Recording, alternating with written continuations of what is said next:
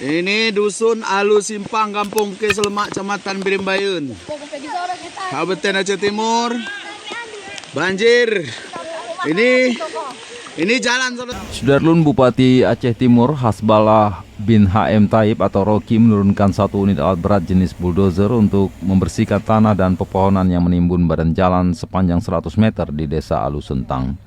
Jalan yang tertutup longsor ini merupakan akses menuju Desa Bukit Selemak yang merupakan desa terparah yang dilanda banjir di Kecamatan Birimbayun, Aceh Timur. Bupati Aceh Timur didampingi Kepala BPBD Ashadi dan rombongan menggunakan sepeda motor menuju Desa Selemak, lokasi terparah dilanda banjir.